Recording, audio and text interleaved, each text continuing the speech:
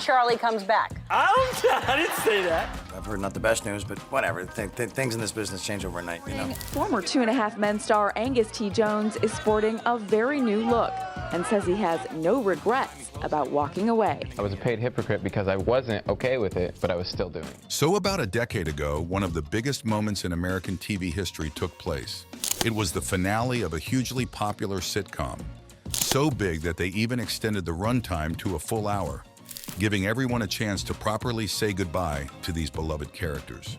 This show was a massive hit during its entire run, not just in the US, but worldwide, averaging around 15 million viewers every week. It ran for a whopping 12 years, racking up 262 episodes. The finale sparked quite a bit of debate. Entertainment Weekly called it one of the most fascinating finales ever, while Variety thought it was seriously misguided. Time magazine chimed in, saying it was self-indulgent, but also a nice gesture in a darkly humorous way. IGN didn't mince words, simply stating, "I don't think I could come up with a worse ending." If you haven't guessed it yet, we're talking about 2.5 Men. But the controversy surrounding this iconic series doesn't end with its finale. To understand the full picture, we need to talk about some key figures, starting with Charlie Sheen. Some are saying that you're bipolar. Wow, what does that mean? I guess that, you know, you're on two ends of the spectrum. Wow. And then what? What's the cure? Medicine? Charlie was born into a successful acting family, with his dad being none other than Martin Sheen, the guy from Apocalypse Now, the president on The West Wing, and even the real Seymour Skinner from that infamous Simpsons episode. With a legacy like that, it was almost inevitable that Charlie would follow in his father's footsteps. Charlie Sheen began his acting career with some smaller roles, but really hit it big when he landed one of the main parts in the 1986 film Platoon, a gripping Vietnam War movie directed by Oliver Stone, the same guy who made JFK. Platoon was a hit, grossing $138 million on a mere $6 million budget, and overnight, Sheen became a household name.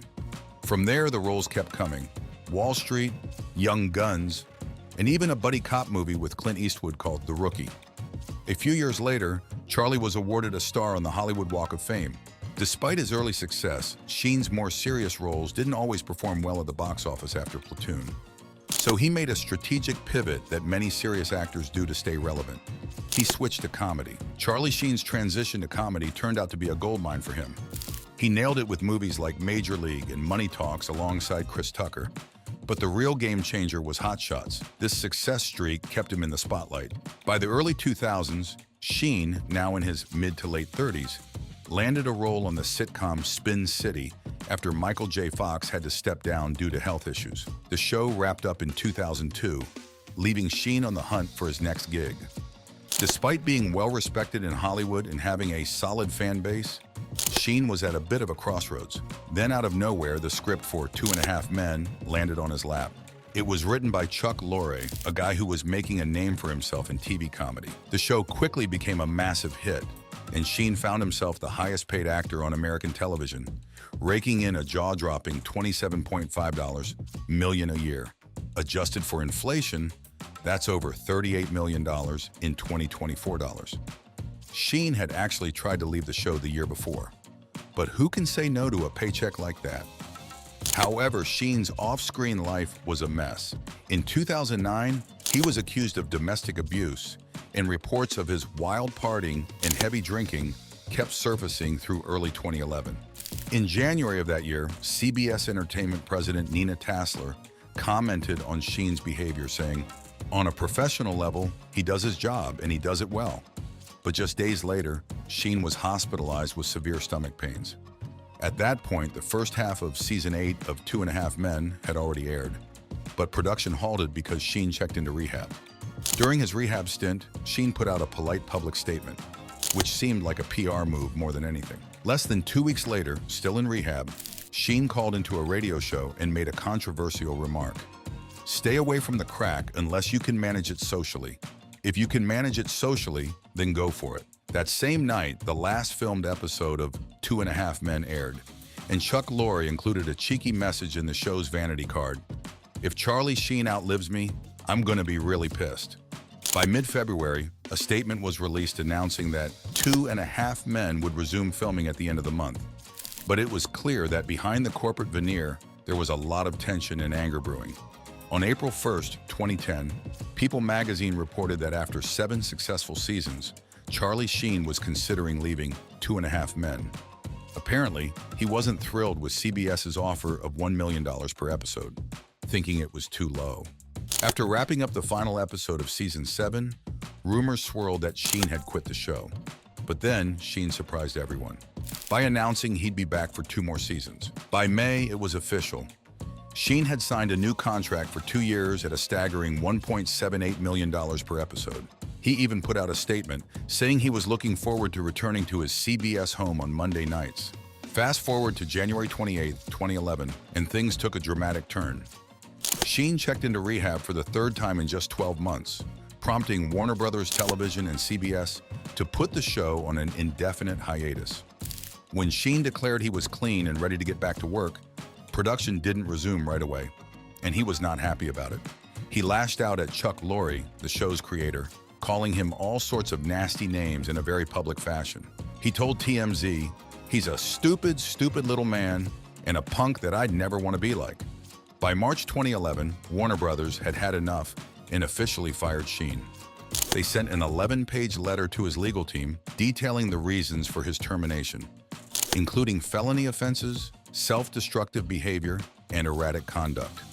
The letter listed incidents like Sheen trashing a hotel room, domestic violence charges, missing rehearsals, forgetting lines, and making inflammatory comments that poisoned working relationships. Warner Brothers didn't mince words, saying, "Your client has been engaged in dangerously self-destructive conduct and appears to be very ill." A lawyer for the studio sent this letter, obtained by TMZ, to Sheen's lawyer, declaring, "Your client has been engaged in dangerously self-destructive conduct and appears to be very ill." Sheen, of course, didn't take this lying down. He dismissed the whole situation as a minor inconvenience and even took the opportunity to take a few more jabs at Lorre in the show.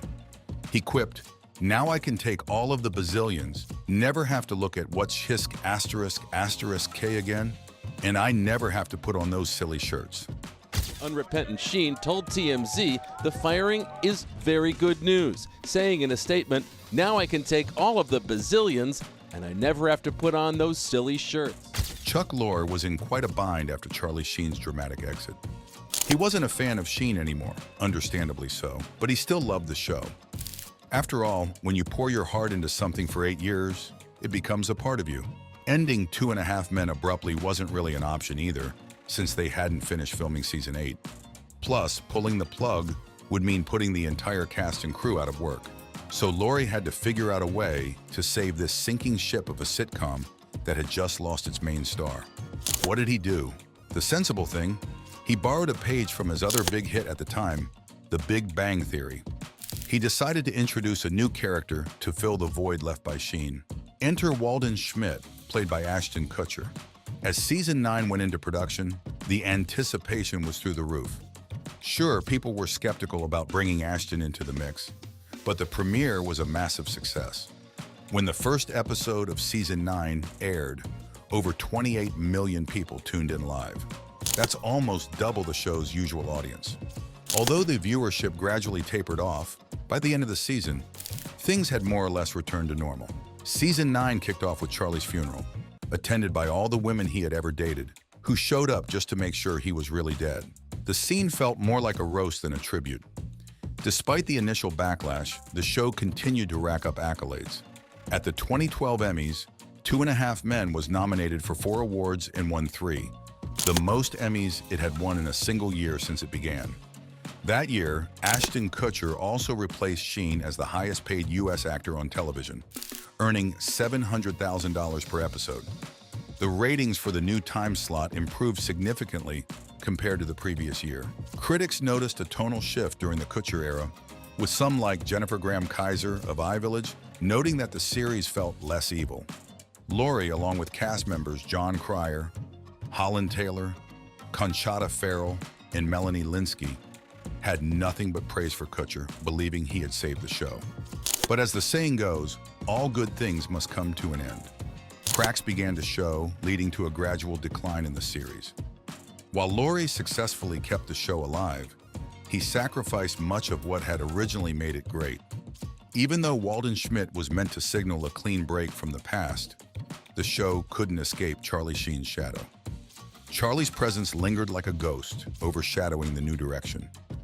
To add to the chaos, behind-the-scenes drama continued. Angus T. Jones, who played Jake, found religion and became very vocal about his newfound beliefs, which didn't align with the show's content. He publicly slammed 2.5 Men as filth that contradicted his moral values, and even urged fans to stop watching.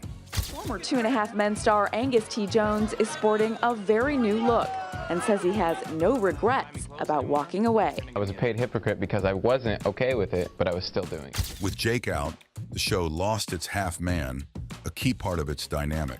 To fill the gap, they introduced a new character, Charlie's long-lost daughter. But instead of offering a fresh start, this character's presence only served as a constant reminder of Charlie Sheen, further entrenching his legacy within the show.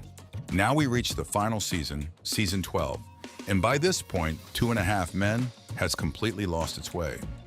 The show is so far removed from where it started, it's unrecognizable.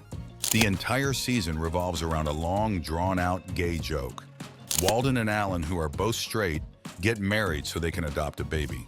Charlie's daughter, who was introduced with so much fanfare last season, is barely around, appearing in only 3 episodes. It feels like the show has abandoned all its original rules and logic just to keep limping along. In doing so, it sacrificed the very essence that made it a hit in the first place. As 2.5 Men geared up for its final bow, rumors started swirling. Was Charlie coming back? Fans were abuzz with speculation. Surely they wouldn't end the series without bringing back the character who had been so central to its success. Even though the show had gone off the rails, a strong finale featuring the original dynamic could redeem the last few chaotic years. The marketing team picked up on this buzz and leaned into the idea that Charlie might return. The finale played on this anticipation. It kicks off with a bombshell revelation. Charlie was never dead. His death had been faked, and he had been held captive in a basement by his stalker for years. Now, he's finally escaped. Alan and his mother receive menacing messages from an unknown number, and everyone else in Charlie's life starts getting large sums of money anonymously. His former girlfriends receive letters of apology. It becomes clear that Charlie is back for revenge, planning to kill Alan, then Walden, and finally himself. The characters go to the police, and the chief, played by none other than Arnold Schwarzenegger, interviews them about Charlie's return. This scene quickly turns into a farce, poking fun at the viewer's intelligence. Then Jake makes a surprise appearance. It's at this point that the finale reveals its true nature. It's a meta joke, a self-aware critique of how bad the show had become.